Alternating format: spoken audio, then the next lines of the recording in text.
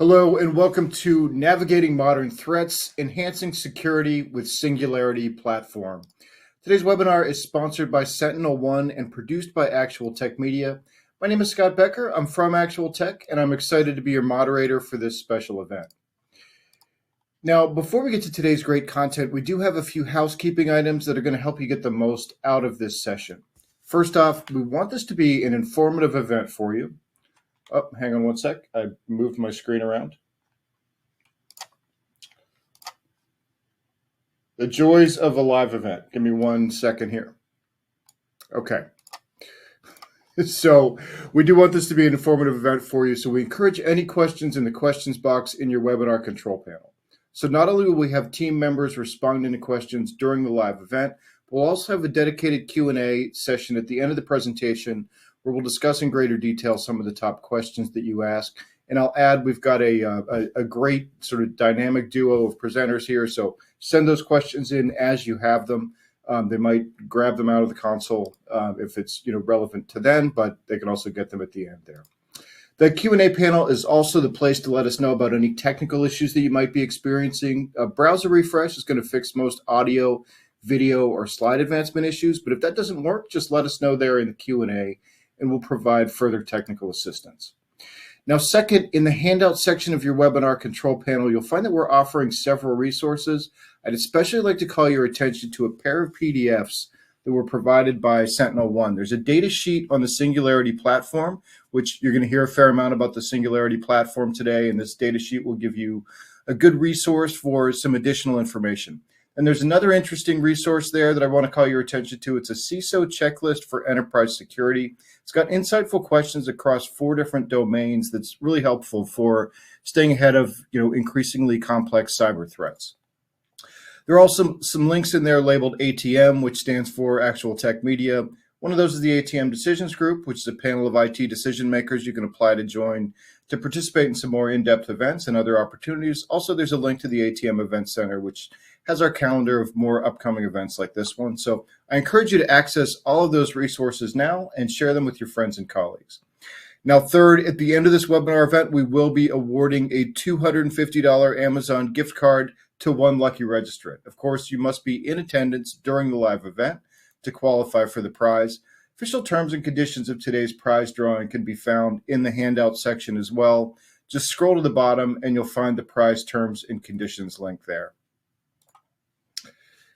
Now, finally, we've got, one of the best benefits is the opportunity to ask a question of our expert presenter. So we talked about the questions already, but to help encourage your questions, we have a special additional prize for you. That's another Amazon gift card, this one for $50 for the best question. After the event is over, we'll look at all the questions that came in, pick out the very best one, and contact that prize winner. Okay, so with all that housekeeping out of the way, let's get to today's fantastic content. So I'd like to introduce our speakers today. We have Michael Leland, who's a cybersecurity evangelist for SentinelOne. And we have Joseph Pointer, who's Director of Solution Engineering at SentinelOne. So let me bring Michael and Joseph on. Gentlemen, welcome. Thanks for being here today. Thanks for having us, Scott. Glad to be here. Well, oh, great. So I'm going to go ahead and leave things to you. Michael, we'll turn things over to you to get us started. Fantastic.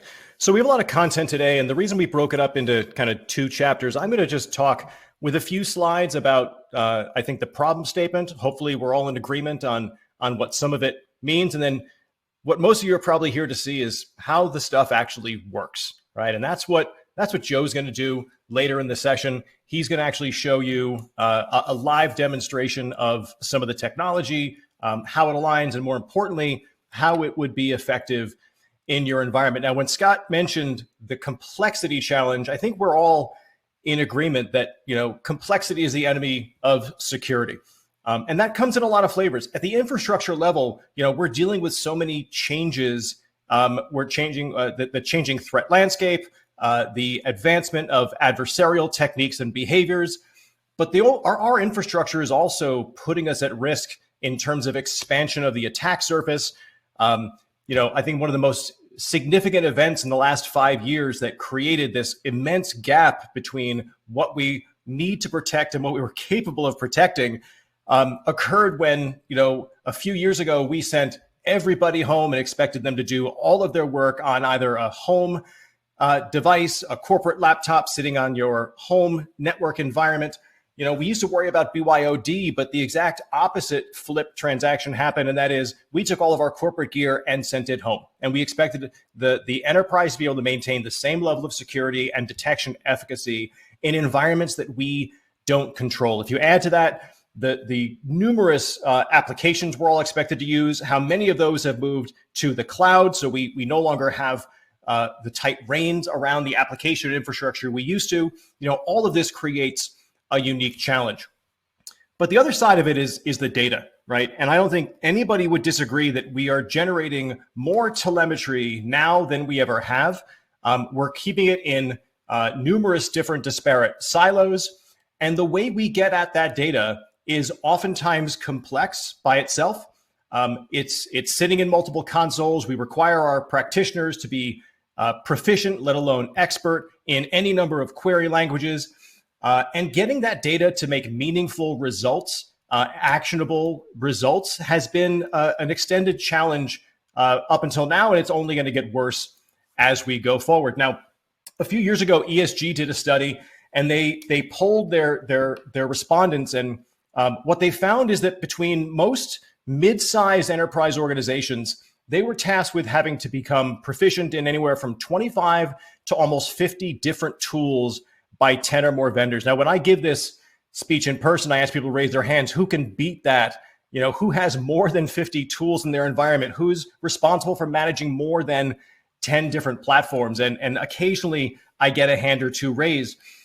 We always used to talk about this concept of single pane of glass. But it really comes down to the context with which we're expecting our practitioners to operate. And I believe that the bane of a SOC analyst's existence is Control-C, Control-V.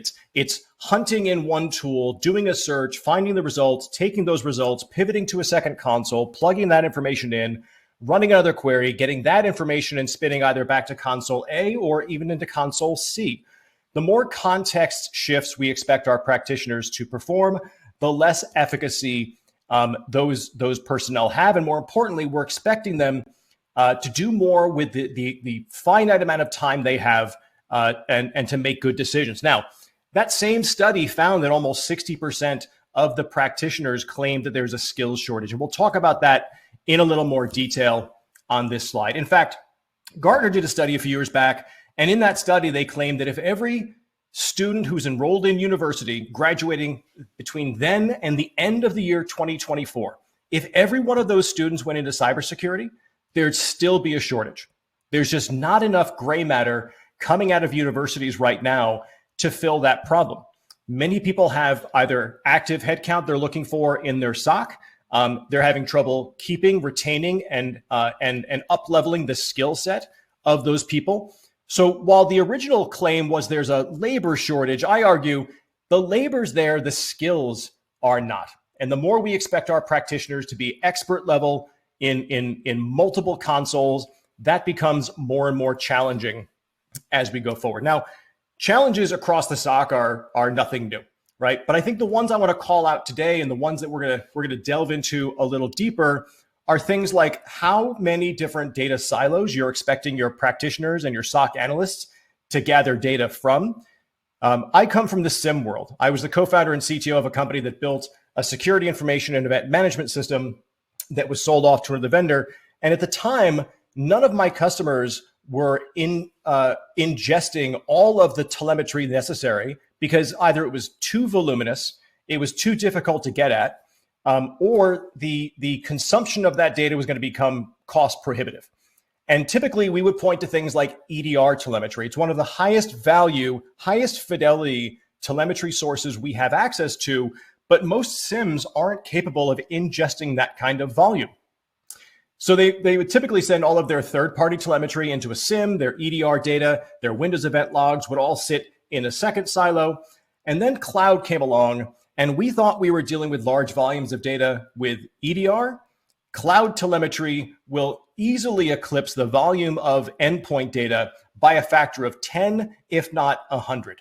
The amount of data that's being generated by the cloud infrastructure that we're using now is tremendous. So the fact that we're consuming so much data, we're storing it in separate silos that we have no visibility across creates a huge challenge. And in fact, 2/3 of the respondents of a survey said that if you keep your data in separate silos, you are guaranteed to miss detections. That's a big problem from a cybersecurity practitioner perspective.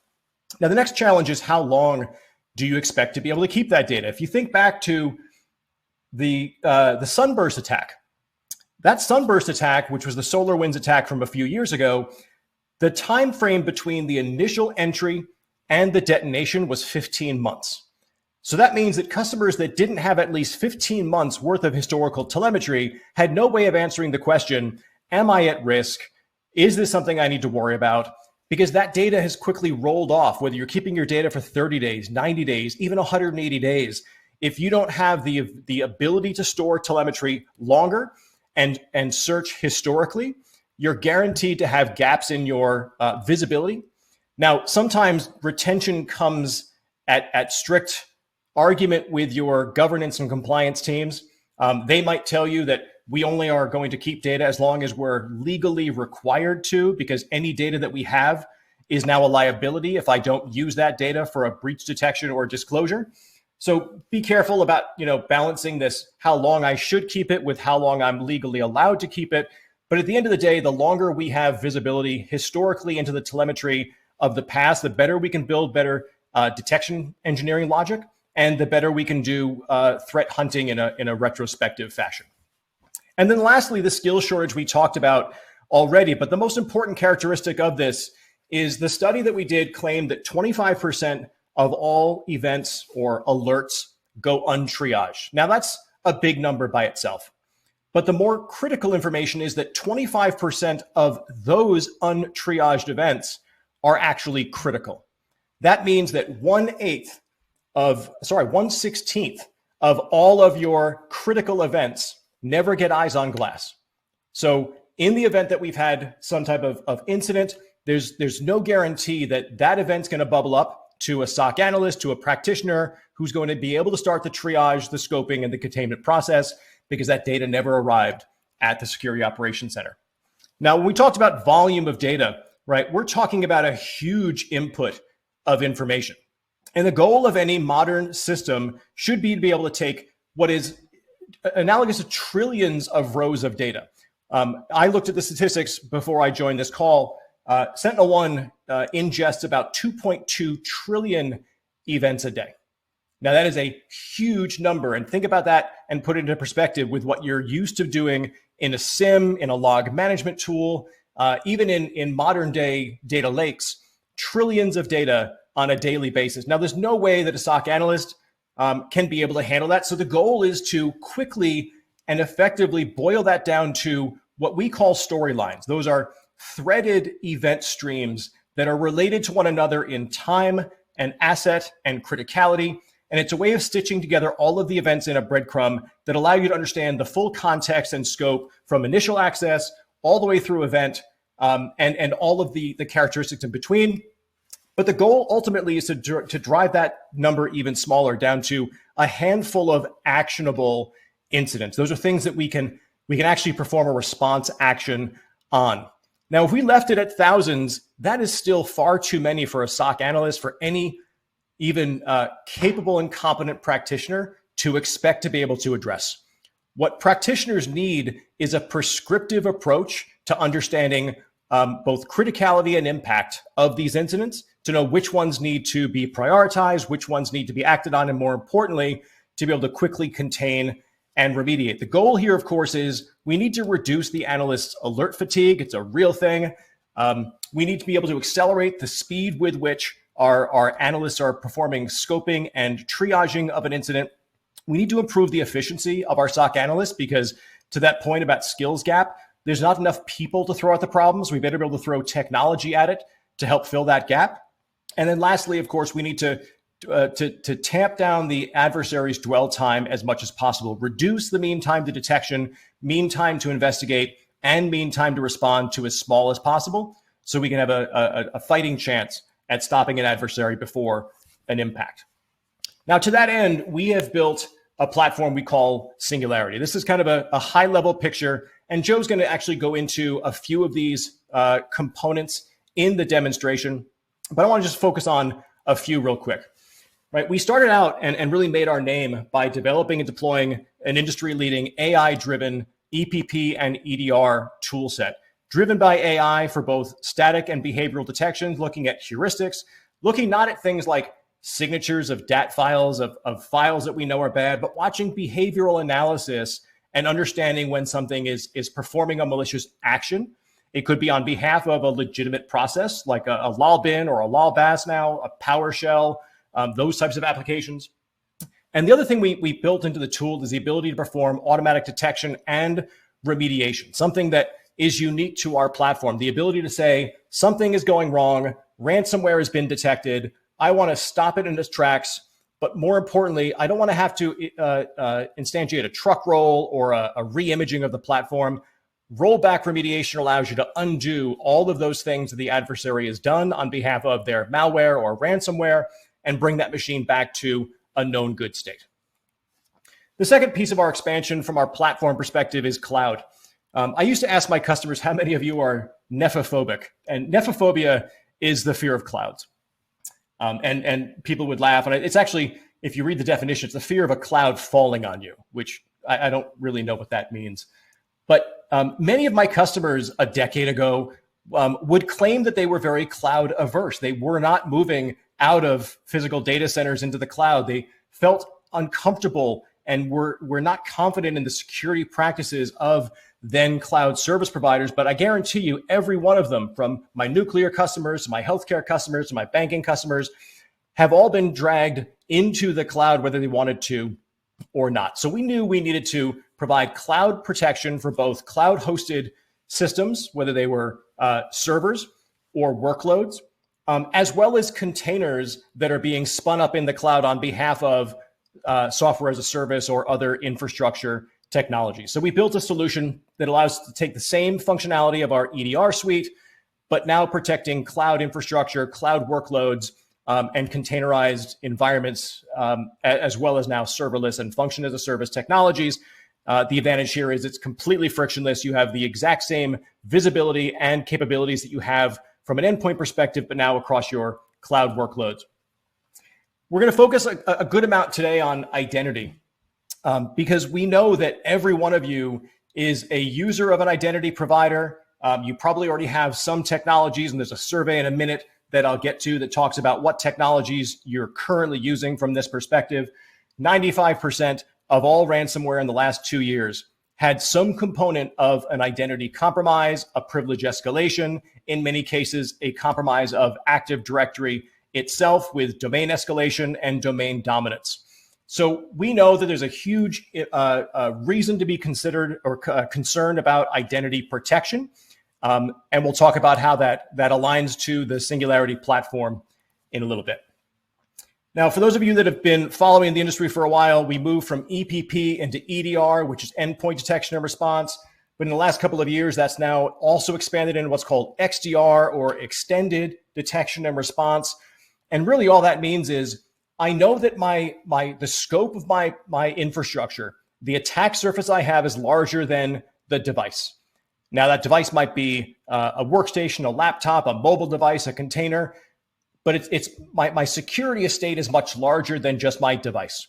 So XDR is all about stitching together what SentinelOne brings you natively, which is endpoint, cloud, and identity, with other technologies you've already invested in that are adjacent security solutions, whether that's your email security gateway, whether it's your web proxy, your firewall data, your intrusion detection systems, your authentication systems. All of those now feed data into a single location we call the Singularity Data Lake. And it's in that context that we now have full visibility and detection engineering logic across all of them. Similar to what correlation used to be from a SIM perspective, we're now doing it at cloud scale with XDR.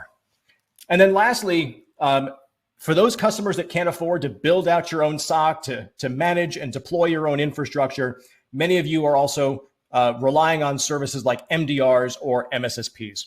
And so we built our technology specifically for the operational distribution and operational maintenance from the managed detection and response, or the MSSP, to be able to sell you a complete solution hands off.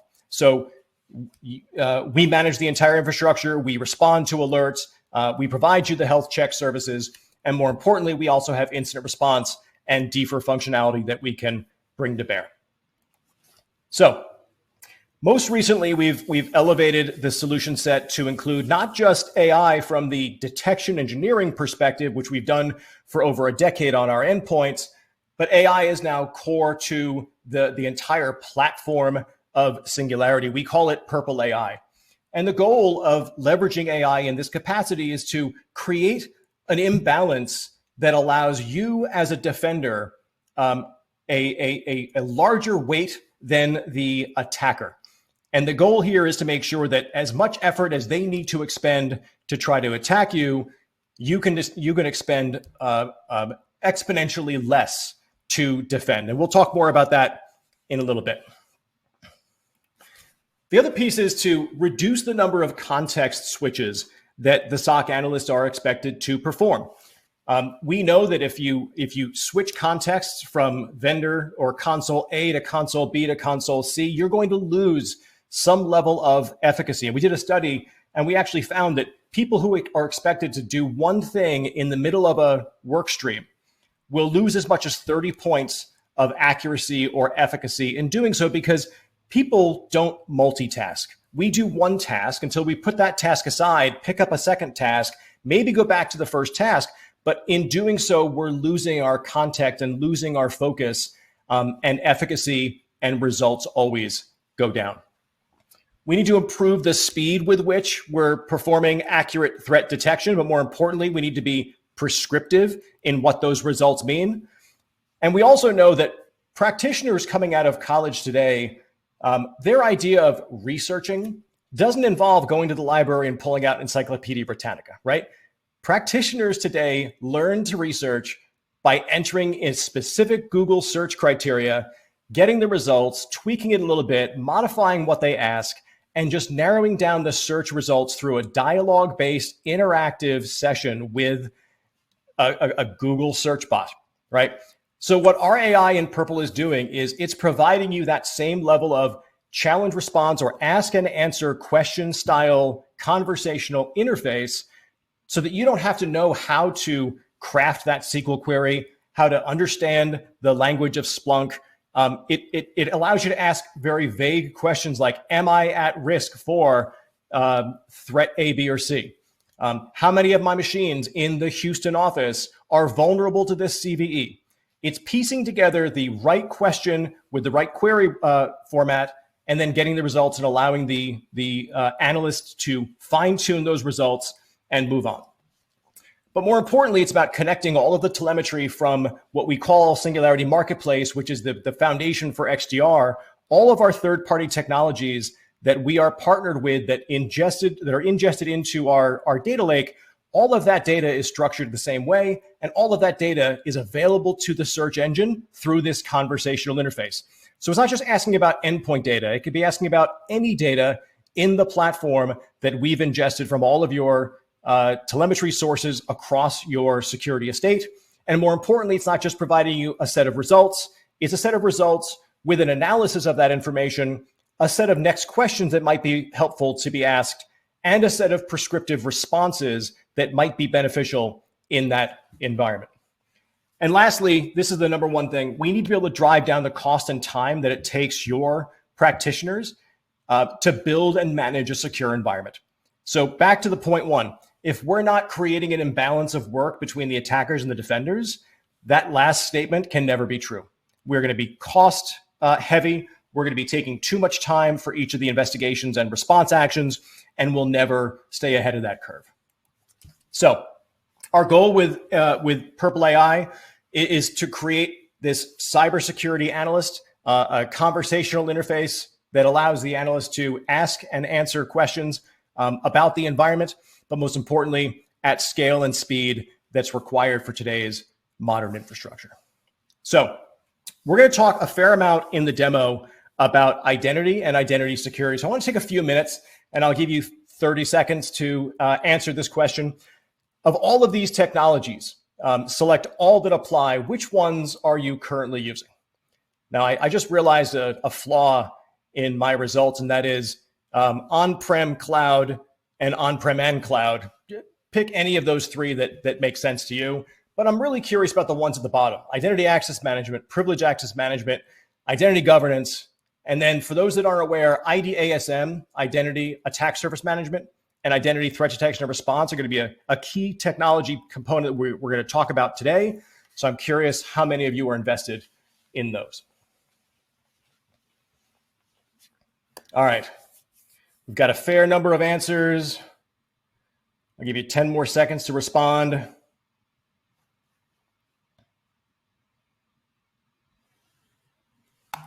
All right, so unsurprising, most of you, 80%, are still leveraging Active Directory on-prem. Some of you have gone to the cloud with Entra ID. Some are probably hybrid as well. Those are important statistics because that matches what we see. Anywhere between 80 and 90% of the world are still using Active Directory as their identity infrastructure. And unsurprising, not a lot of people are investing right now in IDASM or ITDR. And we'll talk about those two technologies during Joe's demo. But the one thing that I want to point out is when we talk about identity security, most people think that identity access management and privilege access management fall into the category of identity security. And the reality is those aren't security products. Those are access products, right? They protect access to an identity. They don't protect credentials. They don't protect the identity infrastructure like your Active Directory environment, whether it's on-prem or in the cloud. They protect access to an identity, but credentials are still exposed both in local caches, the NTLM cache, LSAS, Kerberoasting, certificate forging. All of those things can still take place from an endpoint perspective. And the other poll that I normally do, and I normally do a raise of hands, is how many people allow the end users in their environment to store passwords in their browsers or in their applications. Now, as a rule, we should never be doing that, but as a practical nature, most organizations still allow that. Those two environments, application stores like Chrome, Edge, Firefox, all of those credential stores are significantly vulnerable. Tools readily available on the internet can be used to harvest those credentials. Same thing with applications that store data in the registry, things like PuTTY or WinSCP. They store username and credential hashes in the registry, all completely vulnerable to attack. So with that, I'm going to hand it off to Joe, and we're going to let Joe take over and show you a demo of the platform in action and highlighting some of the technologies we just talked about. All right. Let me double check. Can you guys hear me okay? All right. Thank you, Michael. Man, I don't know if anybody else felt the pain when Michael said Encyclopedia Britannica. I know I'm old because my parents bought a whole set from a door-to-door salesman so that we wouldn't have to go to the library. So glad we've evolved past those times. Let's talk about evolution of attack now. So what I'm going to do today is I'm going to talk about how attacks happen, and then I'm going to show you one, and I'm going to show you how SentinelOne deals with these types of attacks. Now, of course, just like Michael was talking about, things have evolved over years and years. When I came into the IT world, every industry was their own little castle. Every company was their own little castle with a firewall. We kept everybody out. And honestly, compared to today, it was very easy to secure. You had legacy AV on there, and you were pretty much good. Nobody came in from the outside. With everything being remote now, with everybody being at home or just everything in the cloud, really there is no castle wall anymore. Everybody is exposed at all times. And we've seen that with the evolution of attacks today. Attacks today really take part in two discrete phases, and I'm going to break them down very simply. The first phase is what I'll call the surreptitious phase. This is where an attacker gets an identity like they get a username and password, they get access to a single machine, and their whole goal is to stay as quiet as possible while they survey the landscape. Because if they're caught at this phase, when all they have is a single credential, a single machine, or a very small number of access, they are easy to stamp out and evict from an environment. So this is where an attacker will not use malware. They'll try and be as quiet as possible. They'll only use living off the land type of attacks. And this is where those statistics down below, 80% of attacks involve identity, and 50% of these attacks involve Active Directory. And this last statistic is the most interesting one because it always shocked me whenever I would read the Verizon DBIR report or any IR report, and they would say the average dwell time of an attacker is 230 days. I would sit there and say, how? With all of the tools that we have with SOC analysts and so on, how does an attacker stay in an environment undetected for 200 plus days? And the answer is they're spending a majority of their time in this silent mode where they're trying to be as quiet as possible without being detected. So again, no malware. Now, the second phase is what I will call the kinetic phase. This is where they have achieved their objectives and they are ready to cause as much damage as possible. They don't care if they're detected. And so this is where the attacks are automated, little human intervention. They're doing maximum damage and malware is deployed. And honestly, they want to be noticed. And so really what we're going to show you, or what I'm going to show you, is two parts of a solution today. The left side is all about identity protection, where we need to be able to detect the attacker when he's impersonating one of our employees. And then the right side, the kinetic attack, this is where we need to protect when an attacker is using malware and they're trying to be destructive. They're banging on our doors very loudly. And if you have both of these solutions tied together in a unified approach, you can achieve some of that cybersecurity nirvana that Michael's talking about, where it's a single platform, all your alerts are in one place, and you can literally see the attacker trying to do his malicious activities, and you can click a button or automatically stop them from doing any damage. So let's take a look at what it looks like, or what I'm going to cover. This is the anatomy of an identity-based attack. Our first phase is going to be an initial endpoint that the attacker is going to try and land on. They're going to then try and get to our crown jewels of a domain controller and then infect domain machines. And again, this is the same as I showed you in the slide before. Further to the left, they're trying to be sneaky. Further to the right, they're being more destructive. So on this initial endpoint, they're going to enumerate the domain admins, enumerate domain controllers, and harvest domain admin credentials.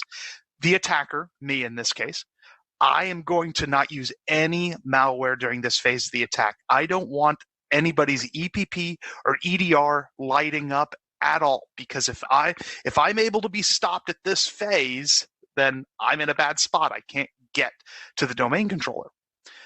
Once we're done that, once we've harvested our credentials, we're going to move laterally using PSExec. We're going to get onto the domain controller.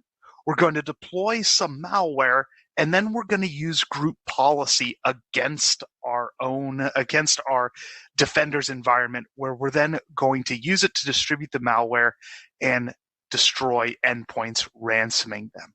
So let me hopefully show you this so that you can understand the two phases of these attacks and how SentinelOne protects against our attackers. So let me share out my screen. And Leland, could you tell me, can you see everything okay? Hey, this is Scott. We do see it. Yep. All right, perfect. Thank you, Scott. Okay, so I'm going to pretend to be the attacker at this phase, okay? I have gotten credentials and remote access to this one user's machine. He's our red shirt is what we call him. And what I'm going to do, again, I'm going to attack the endpoint, and all I'm going to use is PowerShell. So EPP and EDR at this point are not going to be super helpful because all of the commands that I'm going to run are going to be native to the Windows operating system, and so they shouldn't trigger any alerts. So the first thing I do is let's see which user we compromised. Starfleet Redshirt. Okay, wonderful. If I'm the attacker, I'm doing pretty good. I'm going to go ahead and go to my next phase, and I'm going to say, am I a local administrator? Because if I'm a local administrator, I don't have to do as much to compromise the endpoint. Unfortunately, local administrator is still very, very common. And so in this case, we can see that Redshirt is a local administrator. So, for an attacker, this is a benefit because I don't have to worry about bypassing user account control and, again, potentially tripping some extra security alarms that might be on the endpoint. Now, the next thing that I'm going to do, if you remember our diagram, I need to figure out where the domain controllers are in the environment so that I can attack them. A lot of people don't realize this, but Active Directory is by default an open system. In that, if you're an authenticated user like I am right here, I can literally interrogate the Active Directory server and say, tell me where all of the domain controllers are, and it will happily smile and respond and say, yes, here, let me tell you where all the domain controllers are. Telling, me, an attacker, where the crown jewels are. Now, if you think about it, let's say Redshirt, he works in accounting. Why would he have any need to know where the domain controllers are? Unless he's taking nighttime courses on penetration testing, we're now into abnormal behavior. But again, normal EPP and EDR will not flag on this. So let's do that. I say net group domain controllers, and this is just a PowerShell command, and it says DC01, 02, and 03. Wonderful. I know where I need to make my next steps, my next attack phase. And I'll even just do a net group domain admins to see who are the domain admins in this network. Because I could try and phish them, I could try and harvest their credentials, I could try and, reset one of their passwords. There's a million ways I could potentially do that. But again, why does Redshirt in accounting need to know who the domain administrators are? And this is one of the biggest flaws of Active Directory, is that it is so permissive. It will literally answer anybody's questions and tell them where the crown jewels are inside of the network. So the last step that I'm going to do is, if I'm an attacker, and again, maybe I just want to go for the low-hanging fruit, what I can do is I can look on the machine itself and see if there are any saved passwords. Michael was talking about this earlier. Almost everybody out there allows for locally saved passwords, and very few people give any thought to locally saving passwords. If we see here, I have an application called WinSCP. This is commonly used in server administration, and if I'm a server administrator, I see that there's these little password dots. Well, wonderful. That means my password's safe, so I'm going to store it for later use. But what they don't tell you is all this is a user interface obfuscation. Really, where that server is being stored, or where that hash is being stored, is in the registry. And with a simple query of the registry, I can see this hash. You say, well, surely, Joe, this hash is salted and secured with great encryption practices. I mean, it's storing passwords. Well, the unfortunate truth is it's not. I can simply reverse this hash and get the plain text password out of the registry if I want. So with just a couple of clicks, automation. By the way, this is all a real domain. I have a domain controller sitting right over here. It's this guy called the Borg. I now know where my domain controllers are, so I know where to attack. I have a username and a password to a domain administrator account, and I'm ready to commence my attack. So let me go ahead and hit spacebar, And I know that that's going to be pretty small, but it says connecting to DC01. So I'm kicking back because if this connection works, I'm going to deploy malware onto this domain controller. Oh, but wait, this is strange. If I'm the attacker, it shouldn't take this long to connect. I have the server name, I have the username, I have the password. This should be working. I wonder why it's not. Well, this is the great thing about this particular environment. We're actually using SentinelOne's identity protection module, and we've had it on this whole time. Let me show you all of the data in summary that we've pulled so far. This is the username, the domain, the local administrators. At this point right here, we started lying to the attacker because we detected that they were an adversary. Again, Red Shirt works in accounting. He should not be querying this information. So rather than tell the user Red Shirt where the real domain controllers are, we told him 3 fake domain controllers that didn't exist. Where the domain administrators are, Chris Angel, David Blaine, David Copperfield. These are all magicians. That's because they're fake. If anybody knew Star Trek, which is what this all is themed on, Red Shirt is themed as a Star Trek, and that's what all of my real domain administrators are called. They're Star Trek names like Jean-Luc Picard. And so all of this information that we sent to the attacker is false. And so at this point, we know that the attacker's in our environment. We can crush him. We can evict him, reset our username and password for this user account. And they haven't been able to accomplish their goal.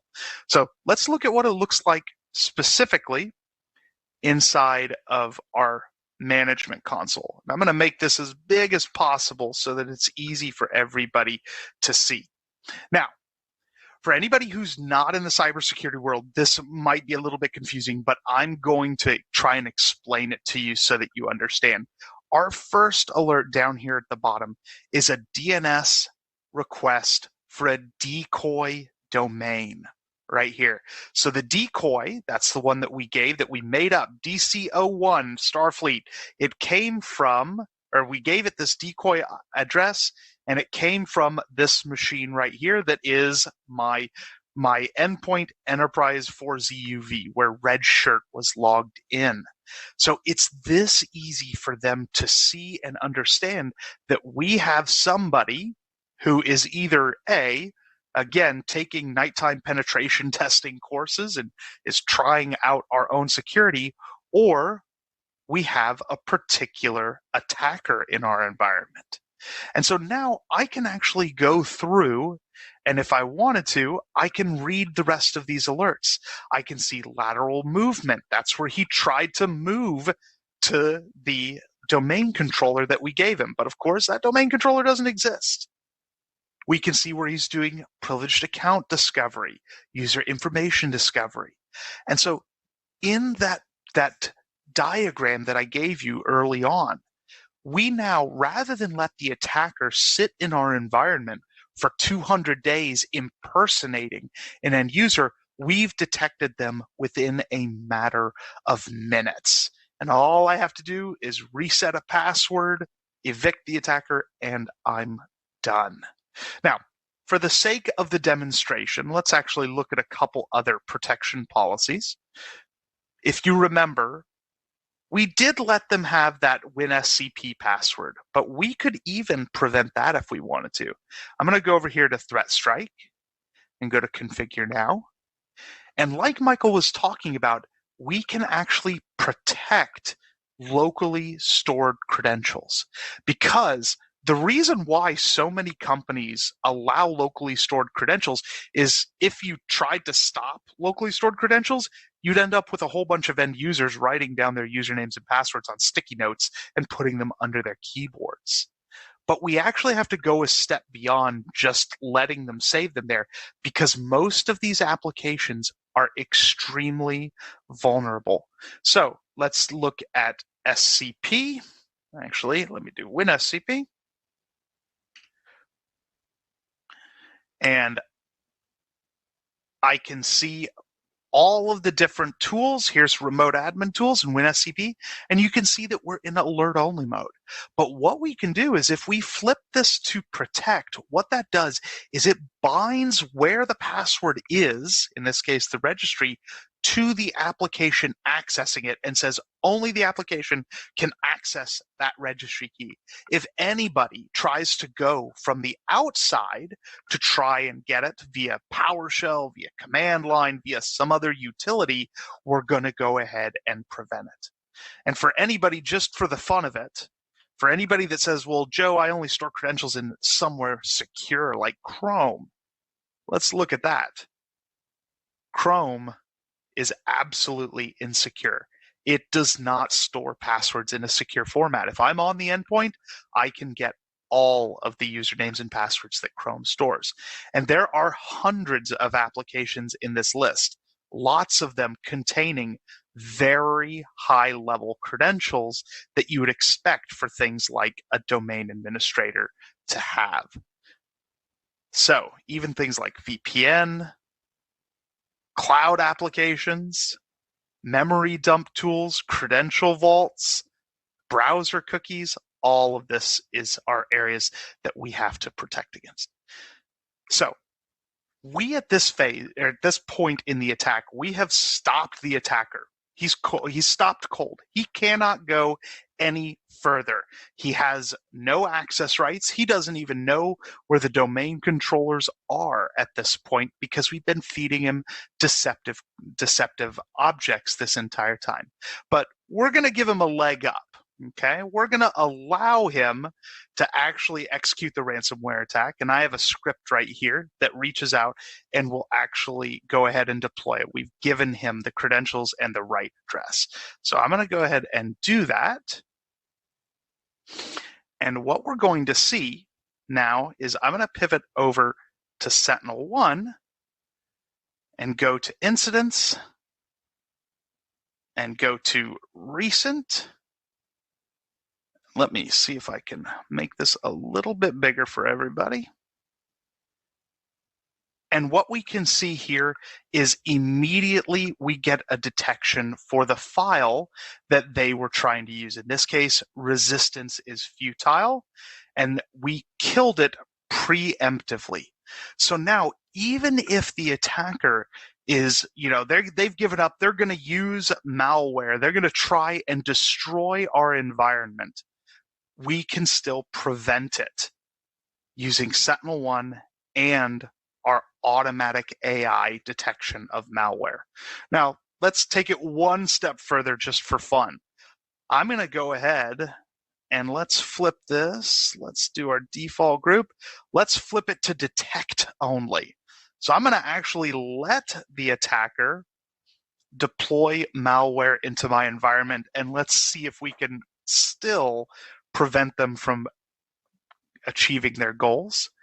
So normally this takes about 30 seconds.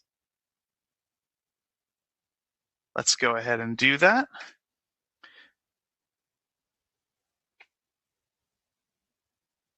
And if we come over to the Borg, we'll give it just a second. Like I said, sometimes the policy takes a little bit longer to come down. I might just go ahead and manually execute it.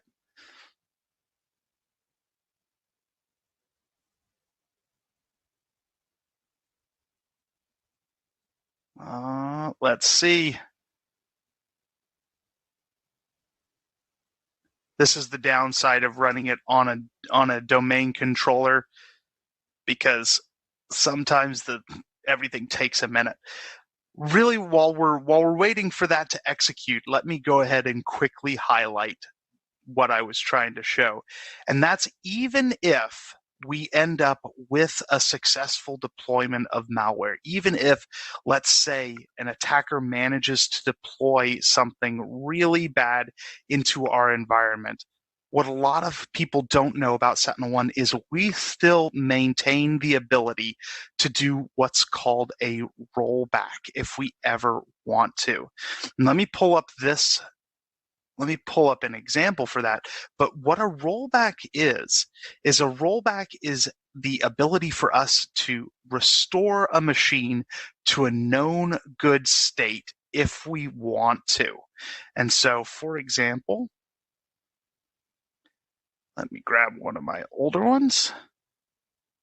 For example, right here, we can see resistance is futile was run. If it ever detects that there's malware, we can always issue a rollback action where we'll kill the processes, quarantine them. Remediate is that we'll clean up the malware in question, and rollback means that we'll restore the files back to their known good states. And so what this is that emergency button that if something truly bad were to ever happen in our environment, an attacker managed to bypass all of our protections, every single one of them, that we could still restore a machine to a known good state and get an environment up and running. And if you've ever been part of a ransomware investigation, that is the number one most important thing, is the ability to get back operational. And our rollback technology allows you to do that. Now, the last thing that I'm going to highlight really quick are a couple of other very cool tools that SentinelOne offers. One of them that Michael Leland was talking about was something called Purple AI. And Purple AI lets you go ahead and make natural language queries to our EDR database without knowing any query language. And so the whole goal here is to speed up SOC analysts and make them faster. So if I want to, without knowing any query language whatsoever, I can say something like find event viewer tampering and group by username. And what that's going to do is that is going to take that query, it's going to convert it into our own syntax, our own query syntax, and then execute it. So you don't have to even have any experience inside of SentinelOne with our query language to be able to gain insight and understanding into your data. So we can see here, it created a query for us called behavioral. It says event type equals behavioral indicators. The indicator name is event viewer tampering, and we want to group that by username. We can see that the user in this case, Starfleet Jean-Luc, he's clearing a lot of event logs. And so what we could do is we could ask Purple AI some questions like find detailed indicators for the user Jean-Luc on any machine containing the Borg. Because if you remember right, that was our domain controller. It will convert this to our own query language, and then we can even ask Purple AI to give us an AI summary of these events. So we'll give it just a moment to do that. And we can see here we have a whole lot of different results, all ranging in interesting things. But if we wanted to get an understanding of any of these, we could click on any one of them, feed it to Purple AI, and it will tell us what this event means. So again, we're speeding up every single SOC analyst by giving them these powerful AI-based tools so that they can query the data and then not only query it, but understand it. So we can see here, right here, the parent process command executed the command arguments to create the scheduled task ransom that runs on the user's desktop. The event data suggests potential suspicious activity related to persistence and file modification. And so all of this tells you in this summary, cybersecurity analysts should investigate further to determine the nature and intent of these activities and take appropriate action to mitigate any potential risks. So with all of these tools, every single one of them, we can easily prevent this attack that we were talking about earlier. The initial intrusion on our endpoint is prevented by our identity module with things like deception and credential protection. On the domain controller, we protect everything with anti-malware and SentinelOne's anti-malware technology. And of course, the domain machines as well. And then we speed up and ease the access into any of the collected data using our Purple AI technology. All right, with 5 minutes left, I'm going to go ahead and conclude the demo and see if we have any questions from the audience. Thanks, Joe. I've been responding to a number of the questions in real time while you were doing the demo. That was fantastic, by the way. One really important question that I think most people have asked us over the days.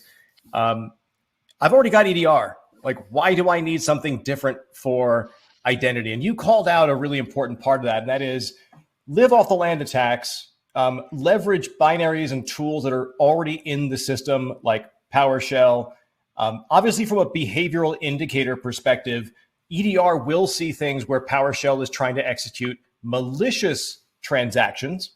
But I think the important thing here is adversaries are trying to skate under the wire. They're trying to use these tools like PowerShell and NetQuery to perform reconnaissance in what looks like benign activities that even an EDR tool wouldn't trigger on. Now, every EDR tool is going to pick up when the attacker tries using something like Mimikatz.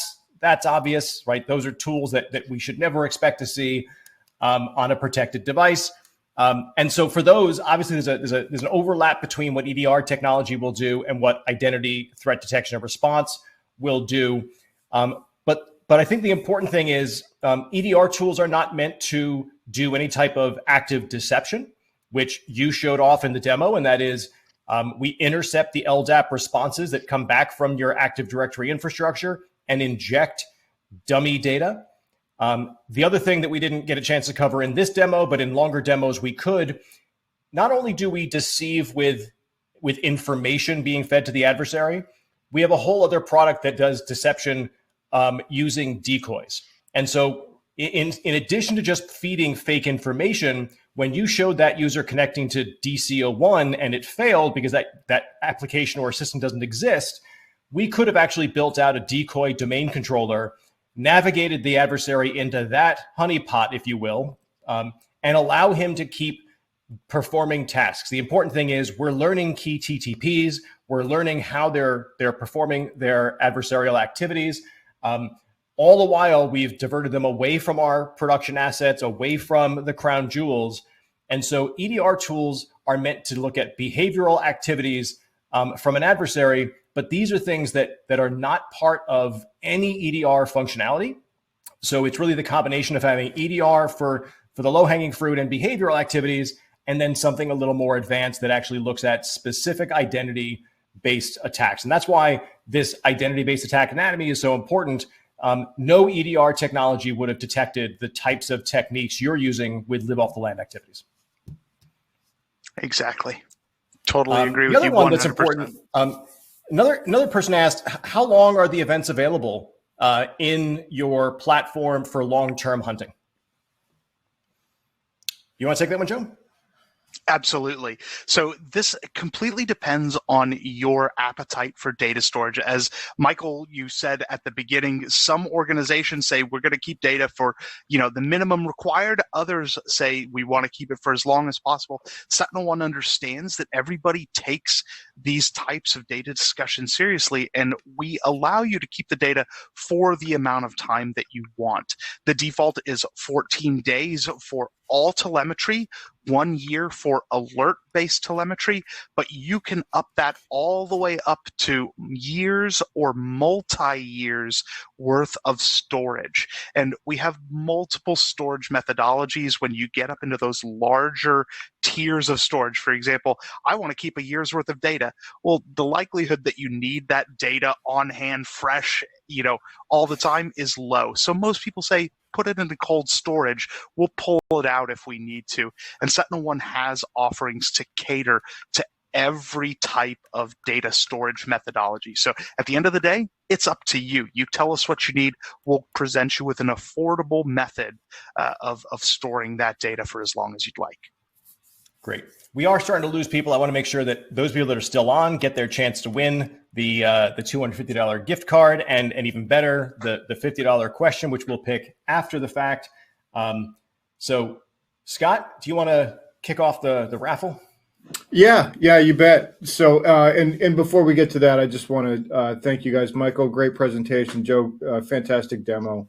Really like the way you guys connected what the attackers are doing and what you're seeing on the defense side. That's really been helpful.